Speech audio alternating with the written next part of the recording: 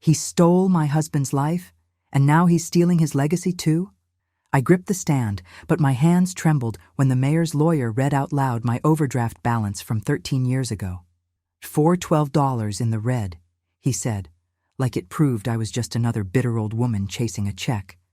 And when he held up those newspaper clippings with Richard's smiling face, taking credit for Thomas's designs, I swear my knees almost gave out. My neighbors stared like they didn't recognize me. My late husband's genius was being erased in real time. But Richard Hale didn't count on one thing. The moment he saw me in that courtroom, he froze. He remembers what he did. And I remember everything. What I have in this folder will end him. My name is Eleanor Mayfield, and I'm 75 years old. Each morning, I tend my roses and brew Earl Grey tea in the kitchen of the home Thomas and I shared for 40 years. My late husband, Thomas, was a brilliant architect whose designs shaped half the buildings downtown, though few remember his name now. Mayor Richard Hale, who was once Thomas's junior partner, made sure of that when he forged signatures and claimed the work as his own. I've kept every blueprint, every letter, every newspaper clipping in my cedar chest, while Richard parades through ribbon cuttings at buildings born from Thomas's genius. My neighbors see only a quiet widow who knits on her porch, but I've learned that patience and detailed records can be sharper than any sword. But let me start from the beginning. The summons arrived on a Tuesday morning, crisp and official in its government envelope. My hands trembled as I opened it, not from age, mind you, but from a surge of something I hadn't felt in years. The court was finally investigating Richard Hale's business. Dealings, and they wanted community testimony about his development projects. Have you ever held a piece of paper that felt like destiny? That's what that summons was to me. I spent the next week preparing. Every evening, I sorted through my cedar chest, selecting documents with the precision I'd learned in my librarian days.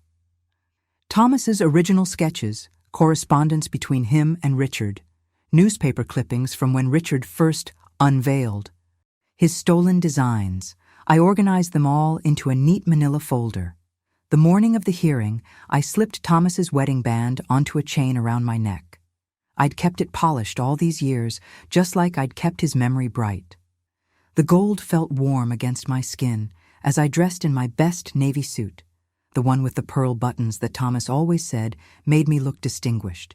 You might think a courthouse would feel intimidating to someone my age, but I'd spent enough time in libraries to know that even the grandest buildings are just shells holding people's stories. The marble floors echoed under my sensible shoes as I made my way to courtroom 3. The scent of lemon polish and old wood brought back memories of Thomas describing how he'd designed the courthouse renovations, designs Richard later claimed as his own. Richard was already there when I entered, holding court like the mayor he'd become. His suit probably cost more than my monthly pension, and he had that same controlled smile he'd worn the day he'd shown Thomas the forged documents. 3 lawyers hovered around him like eager butterflies, all expensive haircuts and leather briefcases. I took my time settling into a seat in the front row, directly in his line of sight. When Richard finally noticed me, the change was instant. His face went slack, then pale, like he'd seen a ghost, which, in a way, he had. I knew then that he remembered everything. The late nights Thomas had spent perfecting those designs, the partnership agreement he'd violated, the forged signature that had broken my husband's spirit. Want to know something interesting about fear? It shows itself in the smallest ways. Richard's hand trembled slightly as he straightened his tie. His eyes kept darting to me, then away, like a guilty child, avoiding a parent's gaze. For the first time in decades, I felt power shift ever so slightly in my direction. "All rise!" The bailiff's voice cut through the murmur of conversations. Judge Harrison entered, her robes swishing as she took her seat. I stood carefully, one hand steadying myself on the bench in front of me. Age might slow my movements, but it hasn't dulled my mind one bit. The clerk began reading from his list. In the matter of Municipal Contract Oversight. The following witnesses are scheduled for today's preliminary hearing. My ears perked up as he rattled off names and titles. Near the end, I heard my own name reduced to Eleanor Mayfield, community member. That's all they thought I was. Just another face in the crowd. If they only knew. I watched Richard shift uncomfortably in his chair as the judge called the attorneys forward. They huddled at the bench, voices too low to hear.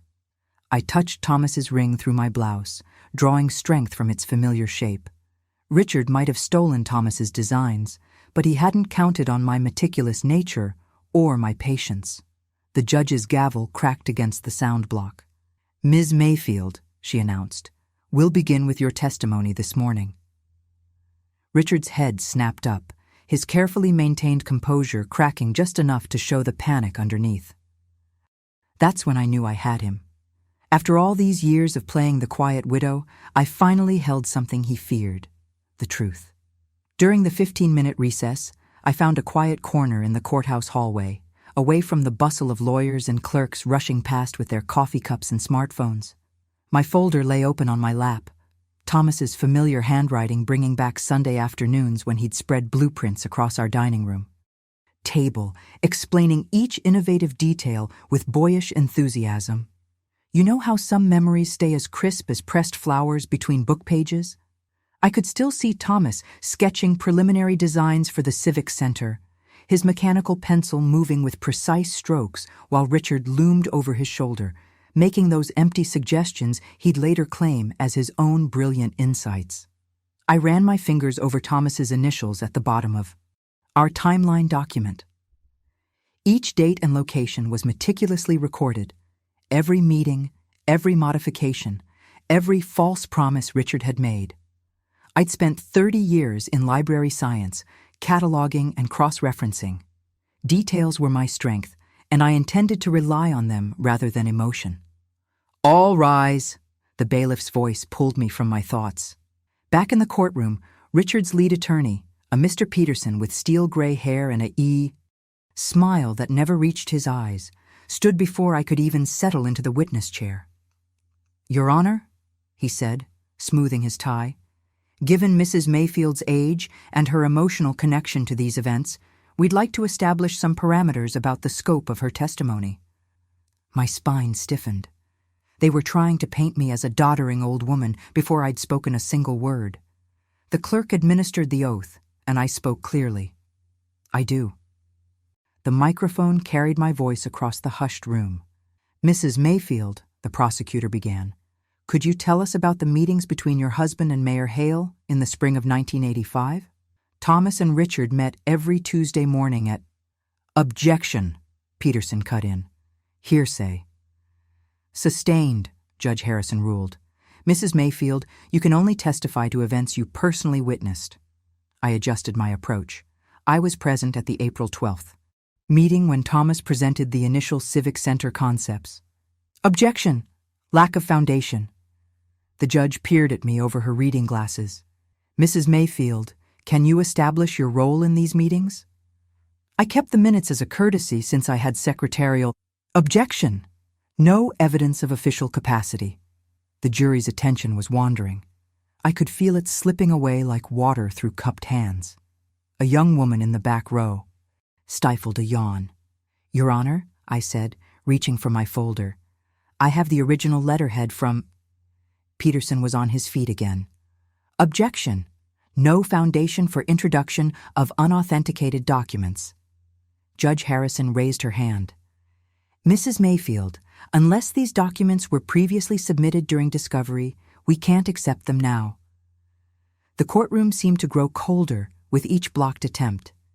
I noticed several jurors exchanging glances, probably wondering why they were wasting time listening to an old woman's ancient grievances. "The court has limited time for afternoon testimony," Judge Harrison announced, checking her watch. "Mr. Peterson, you may proceed with cross-examination." Peterson approached the witness stand with the confident stride of a man who knew he held all the cards. "Mrs. Mayfield," he said, his smile now positively predatory, "I'd like to explore Some contextual matters regarding your financial situation following your husband's death. My fingers tightened around my folder. The real attack was about to begin, and I could already see where they were heading, trying to prove I was just a desperate widow looking for a payday. But I'd faced down unruly teenage library patrons for decades. This man didn't frighten me, even if his questions might hurt.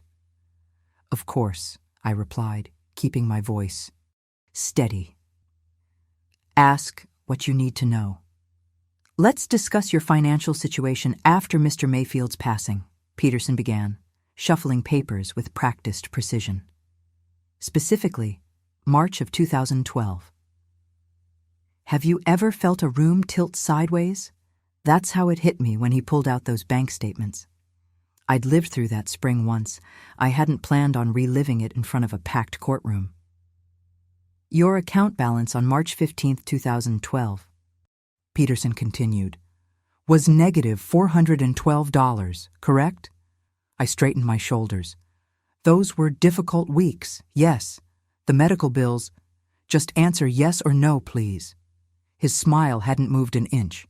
Was your account negative $412? Yes. And the funeral home's bill remained unpaid for how many months?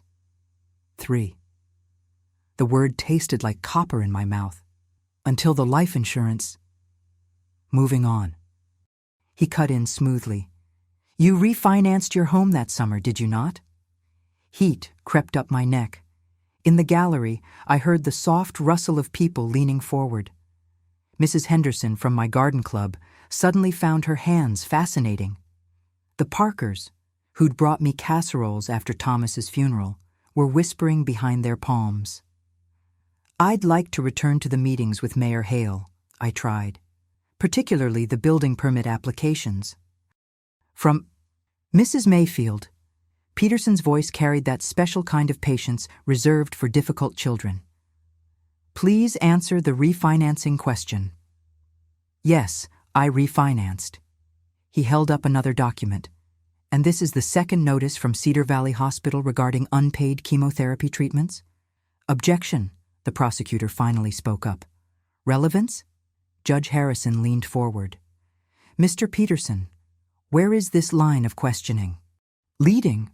Your Honor, we're establishing context for the witness's potential motivations in these proceedings. The judge nodded slowly. I'll allow limited inquiry. Proceed carefully. Peterson turned back to me. Mrs. Mayfield, isn't it true that your current monthly income consists solely of Social Security and a modest pension? The fluorescent lights suddenly seemed too bright. My financial situation has nothing to do with Thomas's. Designs. I have his notebooks here. Speaking of designs, Peterson smoothly produced a stack of yellowed newspaper clippings. Perhaps you'd like to review these articles from the past 3 decades, all featuring Mayor Hale's innovative vision for our city's architecture? He spread them across the witness stand like playing cards. Headlines jumped out. Hale's urban revival plan transforms downtown. Mayor's design philosophy shapes cities' future. Architectural genius behind City Hall expansion. If we could just look at Thomas's original notebooks. My voice sounded thin, even to my own ears. Your Honor, Peterson's voice boomed. I have several more documents arriving tomorrow morning that will further illuminate Mrs. Mayfield's interesting timing in coming forward with these claims. The judge checked her watch. We'll recess until tomorrow at 9 a.m. Her gavel crack made me flinch. People filed out in clusters, their whispers following me like shadows. Poor Eleanor, still holding on to Thomas's memory. Always seemed so practical before. Must be desperate for money. I gathered my folder with trembling fingers and made my way to the hallway. The fluorescent lights buzzed overhead, their harsh glow making everything look sickly and false. My pulse jumped erratically in my throat as I pressed my back against the cool marble wall. Peterson passed by, that knowing smirk still plastered on his face. Looking forward to tomorrow's documents, Mrs. Mayfield. Sleep well. My folder, filled with 30 years of careful notes and memories, suddenly felt as heavy as all those unpaid bills had been. I watched Richard's legal team stride toward the elevators, their victory already certain in their minds. They'd turned my grief into greed, my dignity into desperation, and my neighbors couldn't look me in the eye. The hallway emptied, except for the endless buzzing overhead. I clutched Thomas's wedding band where it hung on its chain, remembering how his hands had shaken when he'd tried to draw near the end. The cancer had taken his strength, but never his certainty about who had stolen his life's work. Twilight painted long shadows across my porch as I made my way home. The roses Thomas had loved, so much nodded in the evening breeze, their fragrance a gentle welcome I barely noticed. Inside, I set my folder on his old mahogany desk, the one he'd used for 30 years of drafting, and sank into his chair. The grandfather clock in the hall marked each second with the same steady tick it had kept since our wedding day. I closed my eyes, hearing Peterson's voice again. Just answer yes or no, please. Every blocked response, every interrupted explanation felt like another brick in a wall between me and the truth. 6, 7, 8. I counted the clock's beats, calculating the hours until 9 tomorrow morning. 15 hours, 900 minutes of wondering if I should simply withdraw, preserve what little dignity remained. The Parkers' whispers echoed in my memory. Mrs. Henderson's averted eyes stung fresh. My hands found Thomas's old legal pad, still in the desk's middle. Drawer. I began writing, my penmanship as neat as it had been during my librarian days. July 15, 1989, initial meeting with Richard Hale. August 3, 1989, Thomas presents preliminary designs. September 20, 1989, city notice of project approval. October 12, 1989, Richard's first public announcement. The dates flowed from memory, each one cross-referenced with yellowed notices I'd kept in chronological order. If they called me back to that stand, my answers would be crisp, unassailable. Let Peterson try to tangle these timelines. I remembered Richard's face when he first saw me in that courtroom. That flinch, barely noticeable to others, had betrayed a crack in his polished facade. He knew what he'd done. He knew I knew. That moment of truth was worth holding on to. Standing before my closet, I smoothed the navy suit I'd worn today. I'd wear it again tomorrow, let the jury see the same composed widow, not some confused old woman changing outfits like she couldn't remember what day it was. The pearls Thomas gave me for our 25th anniversary would complete the picture, steady, reliable, present. My phone buzzed on the nightstand, a text from Carol next door. So sorry about today, Eleanor. That lawyer was awful to you. Hope you're okay. The sting deepened. Sorry, but not sorry enough to speak up, to counter the whispers. Sorry from a safe distance, where reputations stayed intact. Back at Thomas's desk, I opened the folder again. His old Mont Blanc pen lay in its groove, the one I'd given him the year before everything changed. I picked it up, feeling its familiar weight. I promised you, Thomas, I whispered to the quiet room. I promised I wouldn't let it end this way. The clock kept its steady count as I reviewed each document, each permit, each dated interaction. Whatever Peterson planned to produce tomorrow, these papers held their own truth. I slipped the pen into the folder's spine, a small gesture, but it felt right. Thomas's tool would be there when I needed it. Dawn's first gray light was seeping through the curtains when I finally set my alarm. Early enough to be composed, late enough to look natural. The courthouse doors would open at 8, but Peterson's arriving documents would come first. I pictured his smirk, imagined what bomb he thought he held. Let him bring his papers. I'd faced worse than a sleek lawyer with a sharp smile. I'd faced the slow dimming of Thomas's spirit, the weight of unpaid bills, the endless nights of knowing truth, but lacking proof. I'd survived it all with my spine straight and my voice steady. The morning paper would arrive soon. No doubt Richard's visionary face would grace another article, his stolen Legacy printed in black and white, but newsprint fades. Truth, properly preserved, endures. I made my way upstairs, each step measured and sure. Tomorrow would bring what it brought, but I'd be there, in my navy suit and Thomas's pearls, sitting where the jury could see every calm breath I took. I arrived at the courthouse while morning shadows still stretched long across the steps. 7:30, early enough to watch everyone file in, late enough not to seem desperate. You learn things, watching people settle into their routines, even in a courtroom. The security guard recognized me from yesterday, giving a small nod as I passed through the metal detector. My navy suit and sensible shoes probably made me look like someone's grandmother coming to watch a minor traffic hearing. That was fine. Let them underestimate me. I chose my seat carefully, third row, aisle seat on the left. Close. Enough to see the counsel's tables clearly, far enough back to watch faces without craning my neck. The room felt different, empty. All that polished wood drinking in the quiet morning light, laying soft squares on the floor through tall windows. A few early birds trickled in. The court reporter arranged her machine with practiced efficiency. The bailiff checked his phone while straightening chairs. I watched the jury box fill slowly, noting their small rituals. The young man in the back row always aligned his coffee cup with his notepad edge. The elderly woman in front smoothed her skirt exactly 3 times before sitting.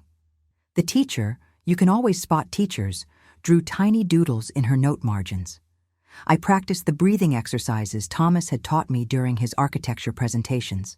In through the nose for 4 counts, hold for 7, out through the mouth for 8. It helped a little. Mrs. Mayfield? The voice was familiar, but older than I remembered. I turned to find a tall man with graying temples studying me with kind eyes. It took me a moment. Daniel Cooper? He smiled, the same bright smile that had lit up Thomas's studio 20 years ago when he was just a promising student. Now he wore a well-cut suit and carried a leather briefcase that had seen its share of courtrooms. I thought that was you, yesterday, he said softly, sliding into the seat beside me. I couldn't believe it when I saw the witness list, but I knew I had to come back and make sure. My throat tightened. You remember then? About Thomas's designs? Remember? Daniel's eyes went serious. Mrs. Mayfield, I learned everything I know about civic architecture from Thomas. I watched him draft those plans. Richard Hale may have built an empire on them, but I know who really created them. Something warm unfurled in my chest. The first real hope I'd felt since stepping into this building. I wasn't alone anymore. Daniel glanced at his watch. We have about 10 minutes before they call everyone back. Listen, I've been practicing law for 15 years now. Let me help you handle this. They're going to try to provoke emotional responses, make you seem scattered. Don't let them. I nodded, gripping my folder little tighter. The objections yesterday were tactical, not legal, Daniel finished. Save your detailed explanations for when they show exhibits. Keep your answers minimal when they're fishing. Let them work for every piece of information. The bailiff's voice carried across the growing murmur. All rise! Daniel squeezed my arm before moving to a seat across the aisle. You've got this, Mrs. Mayfield. Truth waits, remember? I almost smiled. He'd quoted Thomas's favorite saying. Judge Harrison settled into her chair, adjusting her glasses. Counsel, I'll remind both sides that we need to move efficiently today. Defense, you indicated new evidence? Peterson rose smoothly, straightening his tie. Yes, Your Honor. The defense has obtained crucial corroboration of Mayor Hale's original authorship of the disputed designs. My fingers pressed into the folder's leather, but I kept my face neutral. Across the aisle, Daniel gave me the slightest nod. Steady, measured, confident. Peterson reached under his table and lifted a large presentation tube. If it pleases the court, we have original creative proofs that demonstrate Mayor Hale's sole architectural vision for these projects. We'd like them marked for identification. I watched the tube pass to the clerk, remembering Thomas's drafting table, the careful way he'd roll his blueprints, the pride in his eyes when he'd show me each detail. Whatever was in that tube, it wasn't truth. Truth had sat at our kitchen table for countless late nights, sipping cooling coffee and sketching dreams onto paper. The clerk began marking exhibits. I breathed. 4 counts in, 7 to hold, 8 to release. Beside me, my folder held its own quiet proof. Across the aisle, Daniel watched the tube with narrowed eyes, his legal pad ready. Peterson unfurled the first blueprint with theatrical care, mounting it on an easel facing the jury. The paper gleamed under the fluorescent lights, crisp lines and clean edges that looked fresher than they should have. Richard Hale's name sprawled across the bottom in confident strokes, accompanied by official-looking seals. My stomach clenched. I'd watched Thomas draft the original of that Civic Center design at our kitchen table, his coffee going cold as he perfected each detail. Now here it was, transformed into someone else's triumph.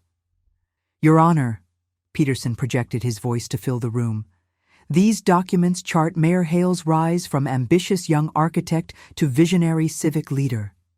Each blueprint represents a milestone in his remarkable career. The jurors leaned forward in their seats. Even the doodling teacher set down her pen. I could see Richard at the defense table, shoulders relaxed, offering that practiced, humble smile he'd perfected for cameras. Daniel shifted in his seat across the aisle, scribbling rapidly. When the bailiff passed near, he palmed him a note.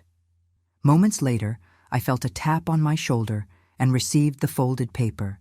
Typography wrong for claimed dates, paper too white, no natural aging. I nodded slightly, but the comfort was thin. The jury wasn't examining printing quirks. They were absorbing the story Peterson wove as he moved from blueprint to blueprint. Note the consistent design philosophy, he gestured to the second display. The signature elements that would become Mayor Hale's trademark style. The vision that would transform our downtown. The defense's timeline was a mirror of truth. Every date and detail twisted just enough to replace Thomas with Richard. My hands grew cold as Peterson referenced groundbreaking. Ceremonies, council meetings, ribbon cuttings, all real events where Richard had stood in my husband's spotlight. Permission to approach, Your Honor? Peterson asked. Briefly, Judge Harrison adjusted her glasses. But these will need foundation before formal admission. Of course, Your Honor. Simply demonstrative at this stage. He lifted a third blueprint, this one showing the library renovation that had been Thomas's favorite project. The sight of it under Richard's name made my wedding ring feel heavy. The progression is clear, Peterson continued. From these early concepts through the completed buildings that stand today, we see one consistent hand, one architectural voice. Mayor Hale's unique vision. I forced myself to breathe steadily, the way Thomas had taught me. In for 4 counts, hold for 7, out for 8. But the ground felt unsteady beneath my sensible shoes. The defense's narrative was lining up like toy soldiers, each document reinforcing the last until truth seemed to blur. The young juror with the coffee cup was nodding slightly. The elderly woman who smoothed her skirt had stopped fidgeting to stare at the displays. I watched their faces and saw what they saw. A compelling story backed by official-looking proof. Judge Harrison checked her watch. Let's break for lunch. Counsel, I remind you we're on a tight schedule this afternoon. Defense, have your authentication witnesses ready when we resume. Yes, Your Honor. We've arranged for the city records clerk and 2 former planning commission members to verify these documents. Richard's smile widened slightly. He knew how this looked, the confused widow's memories against official records and respected witnesses. As the gallery shuffled out, Daniel caught my elbow. Mrs. Mayfield, we need to adjust your testimony strategy. Stop trying to counter their timeline directly. But those dates are a trap, he said quietly. They want you challenging specific memories so they can tangle you up. Instead, we focus on document authentication, notary stamps, chain of custody, hard proof, not recollections. I touched Thomas's wedding band, twisting it once. You really think the typography's wrong? I know it is. And that paper. Daniel shook his head. But first impressions matter. They're counting on the jury forming conclusions before we can challenge the details. Peterson's voice carried from the defense table. After lunch, Your Honor, our witnesses will comprehensively authenticate each document. I watched him carefully roll the blueprints back into their tube. Thomas's life's work, rewritten in another man's name. The jury filed out, several glancing back at the easel where ghost images of the displays still seemed to hover. Judge Harrison rapped her gavel as we settled back into the courtroom after lunch. Her reading glasses caught the afternoon light as she consulted her calendar. Counsel, let me be clear about our timeline. We have precisely 3 days remaining until the final session and verdict. That's this afternoon, tomorrow, and Friday morning for remaining testimony. Friday afternoon belongs to closing arguments, followed by jury instructions. My stomach tightened. 3 days. The weight of each hour suddenly felt like lead in my bones. You'd think, after waiting decades for justice, a few days would feel like nothing. But when you can see the finish line, every minute stretches like taffy. Peterson rose smoothly. Your Honor, our authentication witnesses are unfortunately delayed by a scheduling conflict. We request to present them tomorrow morning. Very well, Judge Harrison sighed, but I expect no further delays. I watched Richard lean back in his chair, perfectly at ease. Of course his witnesses were delayed. Every hour that passed let his falsified blueprints settle into the jury's minds as fact. Peterson used the time to call character witnesses instead, city council members and business leaders who painted Richard as an architectural visionary. Each one managed to work in a subtle comment about confusion or misunderstandings while glancing my way. And you've never heard anyone question Mayor Hale's designs before this case? Peterson asked a silver-haired banker. Never. His talent was obvious from the start.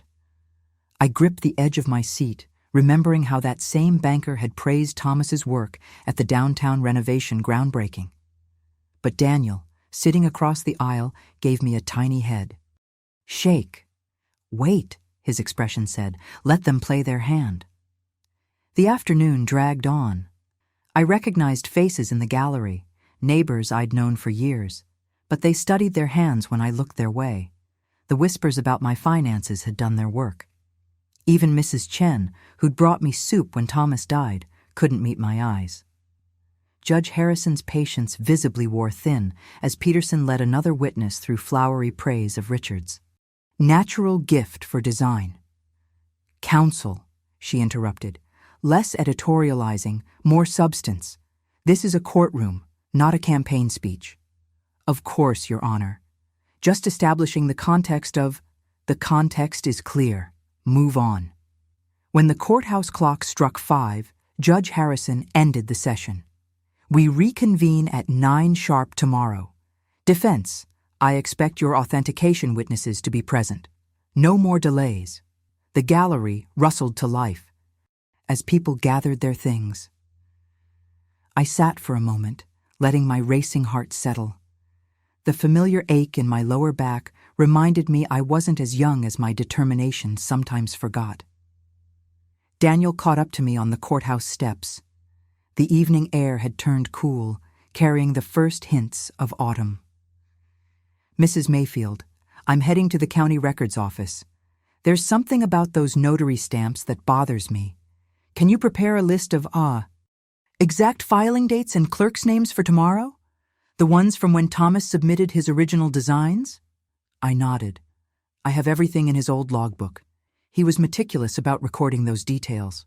Perfect. And please, get some rest tonight. We need you sharp tomorrow. I will. But I couldn't help glancing back at the courthouse windows, still lit against the deepening dusk. Up there, Peterson and Richard were probably rehearsing tomorrow's performance, polishing their story until it gleamed like fool's gold. Do you really think 3 days is enough time To show what those blueprints really are? Daniel squeezed my shoulder gently. Truth doesn't need as much rehearsal as lies do. We just have to help it break through. I watched him stride away, his briefcase swinging with purpose. The courthouse clock began to toll the hour, each chime echoing off the stone facade. 5 o'clock, 72 hours until the verdict. I straightened my spine and started down the steps, one at a time, steady as always. I arrived early the next morning, my timeline and clerk list tucked neatly in Thomas's folder. The morning sun caught the courthouse's brass fixtures, making them wink like conspirators. I'd spent half the night double-checking dates, making sure every detail was crystal clear. You know that feeling when you've, checked something 10 times, but still worry you've missed something? That was me, running my finger down the list one more time as I waited in the corridor. Daniel appeared at 8:45, looking like he hadn't slept much either. His tie was slightly crooked, not his usual style. He pulled me aside to a quiet alcove, his voice low, but excited. Something came to me last night while I was reviewing my old course materials, he said. I think, and I stress think, there might be a blueprint tube in my attic from when I was Thomas's student. My heart did a little skip. One of his originals? Maybe. I remember him giving me something as a teaching aid, showing proper notation and scaling. But it's been what, 20 years? I need to verify it's still there, and if it's even relevant.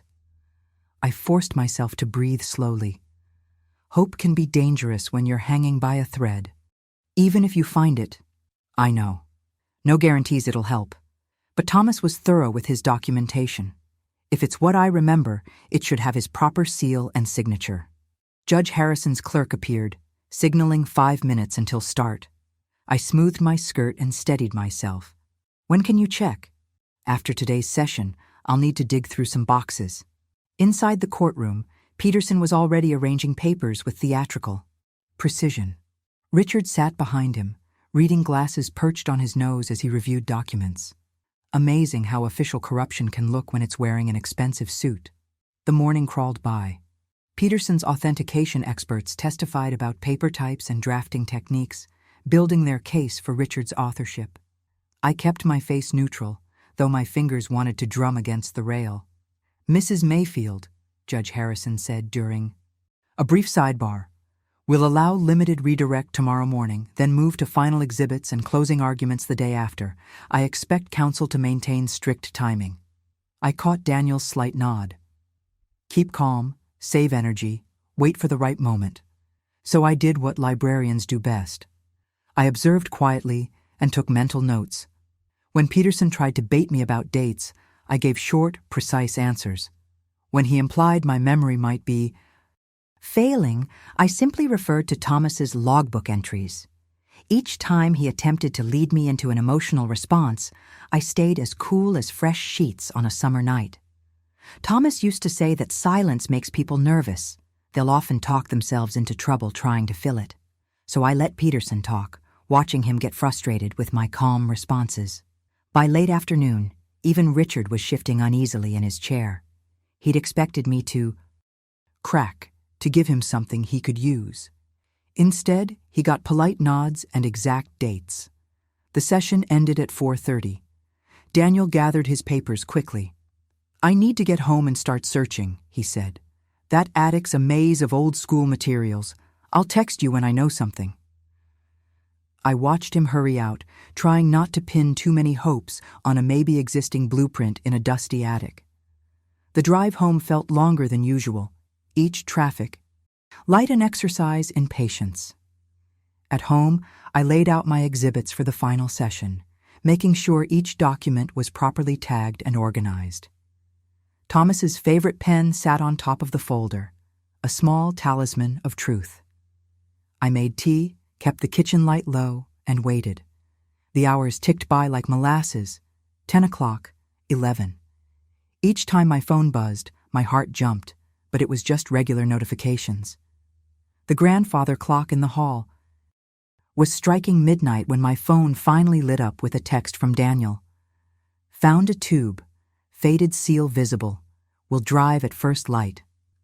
I pressed my hand to my chest, feeling the steady thud beneath. One small tube, decades old, might hold the key to everything. Or nothing. We wouldn't know until morning. Setting my phone down, I looked at Thomas's pen lying across the folder. The lamplight caught its worn golden clip, still bright after all. These years, like truth itself. I arrived before sunrise, watching the sky paint itself awake above the courthouse steps. The stone was still cool beneath me as I sat, clutching my usual folder and Thomas's pen for comfort. Every few minutes, I checked my phone and scanned the quiet street for Daniel's car. You know that feeling when your whole world might change based on what's inside a dusty old tube? It's like waiting for test results, but the patient is your past, present, and future all rolled into one. At 6:45, Daniel's sedan pulled up. He looked like he hadn't slept, his usually crisp shirt showing travel wrinkles. In his hands was a battered metal tube, the kind architects used to protect important drawings before everything went digital. The blue paint was scratched and faded, but you could still make out Thomas's initials near the cap. "Morning, Eleanor," he said, climbing the steps. I drove straight through once I confirmed what it was. But he paused, choosing his words carefully. "We need to manage expectations. Even if this is what we think it is, getting it admitted into evidence won't be simple."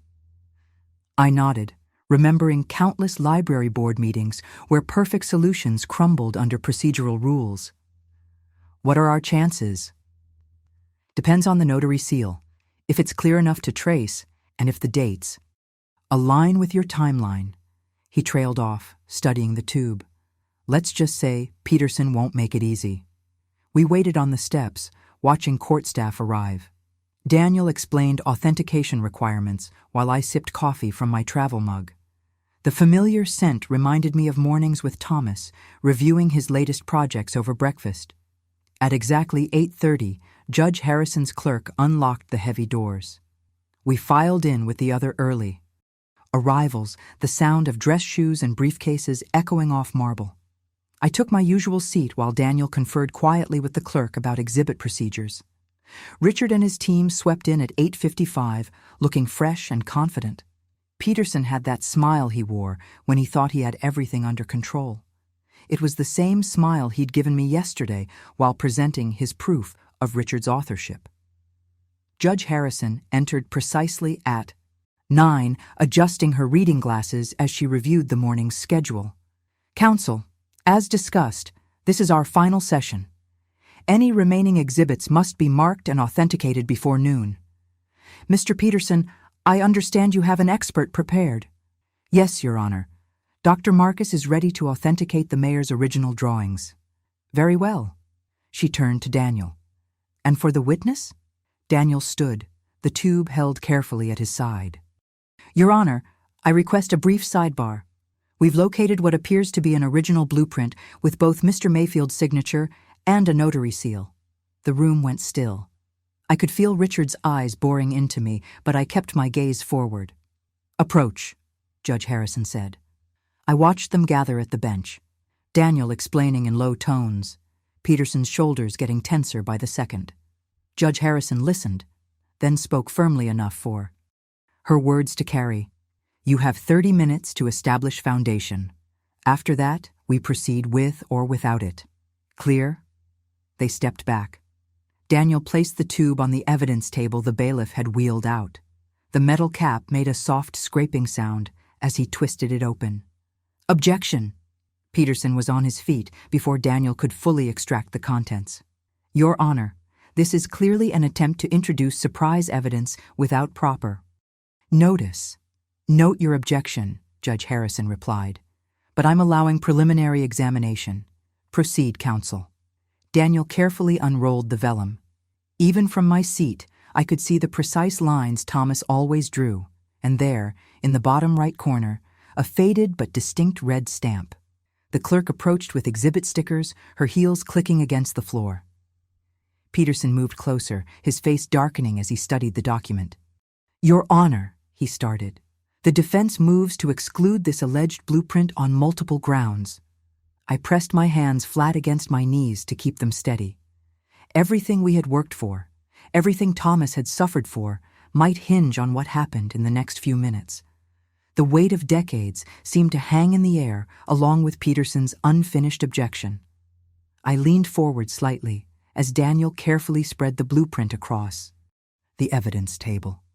My heart nearly stopped when I saw Thomas's unmistakable signature, the way he always made his T with that slight flourish at the base.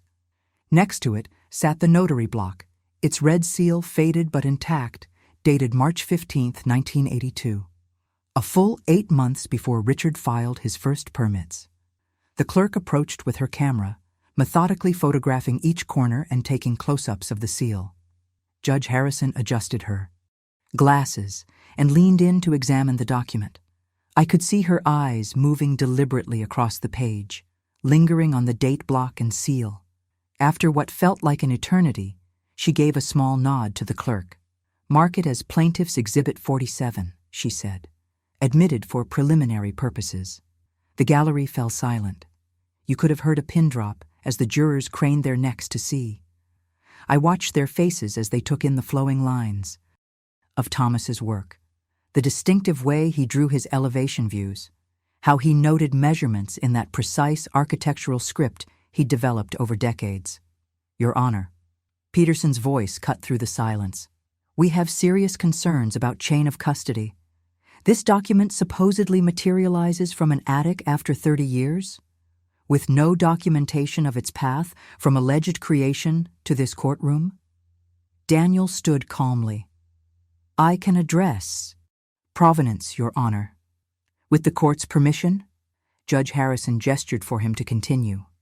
Daniel walked to his briefcase and retrieved a worn leather notebook. "I was Thomas Mayfield's student in 1982, he began. "He gifted me this blueprint as a teaching tool to demonstrate proper notation and scale techniques." He opened the notebook to a marked page. "These are my class notes from that spring. You'll see here where I referenced TM's demo print, hospital wing detail work." I remembered that project. Thomas had been so proud of those elevation drawings, especially the way he'd solved the nurses' station sight lines. "The blueprint remained in my possession, stored with my course materials," Daniel continued. "When I moved to Cedar Street in '89, these items were boxed and placed in my attic. They remained there until last night when I retrieved them after memories of—" The teaching sample surfaced during case review. Peterson scoffed. "Convenient timing." "The timing of discovery goes to weight, not admissibility," Judge Harrison said. "I'm accepting the exhibit for limited purpose, subject to further authentication." She checked her watch. "We'll reserve the afternoon session for focused cross-examination on authenticity issues. Both sides will confine their questions to that scope. Is that clear?" "Yes, Your Honor," Daniel and Peterson answered in unison. "Your Honor," Peterson added, "the defense will need to call our rebuttal expert regarding document aging and validation methods." A murmur rippled through the gallery. I kept my eyes forward, but I could feel Richard shifting uncomfortably in his chair. For the first time since this began, the truth had a foothold. Judge Harrison tapped her gavel once. "We'll break for lunch. Resume at 1:30 sharp." She fixed both attorneys with a stern look. "I expect focused, efficient questioning when we return." As people began gathering their things, I finally allowed myself a slow, steady breath. Daniel caught my eye and gave a slight nod.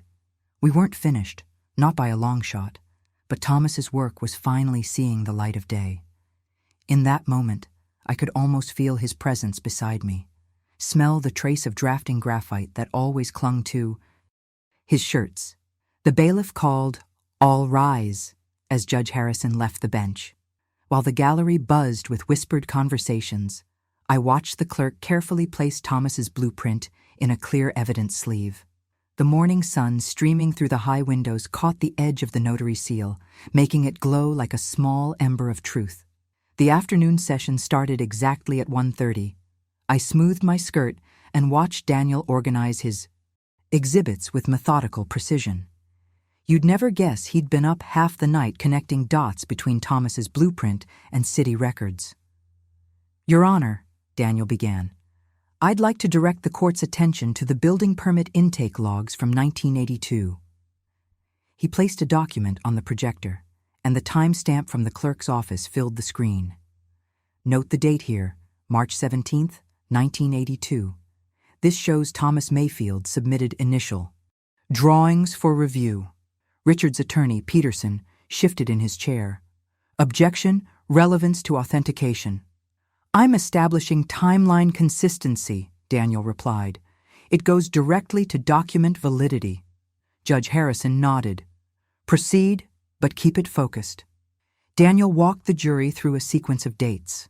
Thomas's notarized blueprint from March 15th, the clerk's intake stamp from March 17th, and then Richard's first filing 8 months later.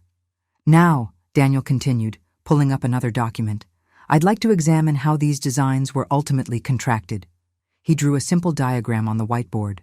Once Mr. Hale claimed authorship, these projects were awarded to 3 companies, Riverfront Development, Valley Construction, and Summit Builders. I watched Richard's face carefully. A muscle twitched in his jaw. Your Honor, Daniel said, I've prepared a summary showing ownership records for these companies. He distributed copies to the judge and counsel. Each traces back to relatives of Mr. Hale, his brother-in-law, his cousin, and his nephew. The gallery's whispers grew louder. A reporter in the back row typed frantically on her phone. Furthermore, Daniel continued, bank records show payments flowing from these companies to offshore accounts linked to Mr. Hale himself. The total value of contracts awarded exceeds $40 million. Judge Harrison's expression darkened. Mr. Peterson, did the defense disclose these financial relationships during discovery? Peterson tugged at his collar. Your Honor, these allegations are outside the scope. That's not what I asked. The judge's voice could have frozen water. Clerk, flag these exhibits for immediate referral to the Procurement Board and District Attorney's Office. Vico. Defense called their document expert next, a Dr. Morris with impeccable credentials. But under oath, his certainty wobbled. While the paper composition is consistent with 1982 stock, he hedged, I cannot definitively rule out the possibility that the document is authentic. A simple yes or no, Dr. Morris, Daniel pressed. Does this blueprint show signs of artificial aging? The expert shifted uncomfortably. No. And the notary seal? Is it genuine? It appears to be, yes. I glanced at the jury box. Gone were the patronizing smiles, replaced by hard stares at Richard. One juror was furiously taking notes. Judge Harrison checked her watch. Given these developments, I'm ordering an immediate inquiry into all city contracts awarded to these companies. She fixed Richard with a stern look. The Procurement Board will conduct a full audit. The gallery erupted in whispers. 3 more. Reporters slipped into the back row. We'll resume tomorrow at 9 a.m. sharp for closing arguments, Judge Harrison announced. I expect both sides to be thoroughly prepared. Her gavel crack echoed through the suddenly electric air. As we gathered our things, I could hear cameras clicking in the hallway. Richard's PR team huddled around him, but their usual smooth confidence had cracked. The truth was finally breaking through, and no amount of spin could patch it. Daniel touched my elbow gently. Ready? I nodded, straightening my spine. The hallway blazed with camera lights as we stepped out. A forest of microphones tilted up toward me, and the questions started flying. Mrs. Mayfield, did you keep these records all these years? What made you come forward now? How long have you known about the shell companies? I felt the weight of Thomas's wedding band on my finger, warm and steady. The time for silence had passed. The next morning, fall sunlight streamed through the courthouse's tall windows, catching dust motes that danced like memories. I touched Thomas's wedding band, drawing strength from its familiar warmth. You know that moment when you can feel the tide of justice finally turning. This was it. Judge Harrison swept in precisely at 9, her robes crisp and her expression carved from granite. Before we proceed with the closing arguments, I have a referral order prepared based on yesterday's revelations. She lifted a document that looked thick enough to change lives. The clerk will distribute copies to counsel. The bailiff moved quickly, and I watched Richard's shoulders tense as his attorney scanned the pages. Even from my seat, I could see the bold headers: professional misconduct and criminal referral. Daniel rose first for closing, his voice steady and clear. Your Honor, the evidence presents two distinct but related violations. First, the authorship of these architectural designs. He gestured to the notarized blueprint displayed on the evidence table. Thomas Mayfield's original work, dated and authenticated, predates Mr. Hale's claims by 8 months. The signature, the notary seal, and the city intake logs form an unbroken chain of proof. He turned slightly, including the jury in his gaze. Second, we have documented how Mr. Hale used these misappropriated designs to funnel over $40 million in city contracts to companies owned by his relatives. The bank transfers to offshore accounts complete this picture of systematic fraud. Richard's attorney tried interrupting, but Judge Harrison's sharp glance froze him mid-rise. Daniel continued, We ask the court for 2 remedies: professional sanctions, reflecting the scope of misconduct, and referral to state authorities for criminal investigation. The defense's closing felt hollow. Technical objections about document handling that couldn't touch the heart of truth we'd exposed. Remember how a weak argument sounds when even the speaker doesn't believe it. That's what filled the courtroom. Judge Harrison didn't waste time deliberating. Based on the evidence presented and the serious nature of these violations, I'm ruling as follows. She lifted the referral order. First, I am issuing a formal censure against Richard Hale for professional misconduct. All city contracts awarded to Riverfront Development, Valley Construction, and Summit Builders are suspended pending investigation. The gallery's whispers rose like wind through leaves.